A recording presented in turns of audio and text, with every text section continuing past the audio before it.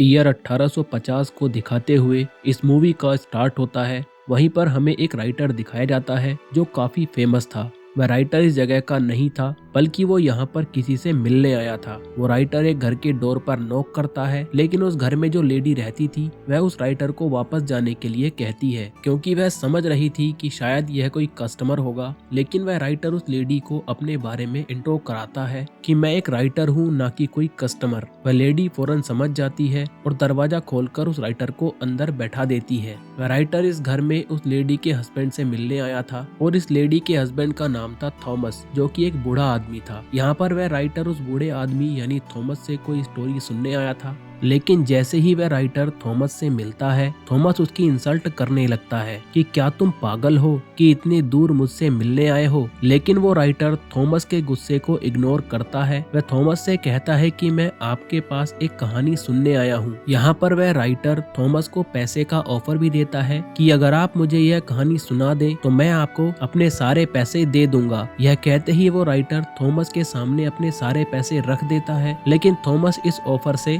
साफ इनकार कर देता है और वह उस राइटर से कहता है कि तुम जाओ और तुम गवर्नमेंट हिस्ट्री चेक करो, तुम्हें वहाँ वह कहानी मिल जाएगी। लेकिन वो राइटर थॉमस से कहता है कि मुझे वो रियल स्टोरी आपके मुंह से सुननी है, ना किसी गवर्नमेंट हिस्ट्री को चेक करके। यह बात सुनकर थॉमस राइटर पर गुस्सा करता है और वह उसे वहाँ से जाने के लिए कहता है। साथ साथ थॉमस यह भी कहता है कि मैं भी नहीं जानता। यह बात सुनकर वह राइटर वहाँ से अपसेट होकर वहाँ से जाने लगता है, लेकिन जो थॉमस की वाइफ होती है राइटर को वहाँ से जाने नहीं देती, उसका रास्ता रोक लेती है। थॉमस की वाइफ राइटर से माफी मांगती है उसके हस्बैंड के बिहेवियर पर। थॉमस की वाइफ राइटर से कहती है कि तुम उसकी किसी बात को माइंड मत करना, क्योंकि उस स्टोरी के बारे में थॉमस ने आज तक किसी को भी नहीं बताया है, यहाँ तक कि मुझे भी नहीं। और यहाँ पर थॉमस की वाइफ खुद उसके पास जाकर उससे रिक्वेस्ट करती है कि वह अपनी स्टोरी सुनाए। तो फाइनली थॉमस अपनी वाइफ की रिक्वेस्ट सुनकर स्टोरी सुनाने के लिए एग्री हो जाता है। दूसरी बात यह है कि वह लोग काफी गरीब थे और उन्हें पैसे की बहुत जरूरत थी, इस वजह से भी थॉमस को मानना पड़ता है। थॉमस उस राइटर को अपने पास बुलाता है और कहता है कि मैं तुम्हें सिर्फ इतनी ही स्टोरी सुनाऊंगा जितनी तुम बर्दाश्त कर सकोगे, क्योंकि यह कोई आम बच्चों की कहानी नहीं थी, बल्कि यह काफी दुखी कहानी थी। थॉमस बताता है कि यह मेरी लाइफ का एक ऐसा किस्सा है जिसने मुझे चेंज कर दिया, और वह थॉमस अपनी कहानी सुनाता है। यह वर्ष 1820 होता है। उस वक्त काफी लोग वेल के ऑयल का बिजनेस किया करते थे।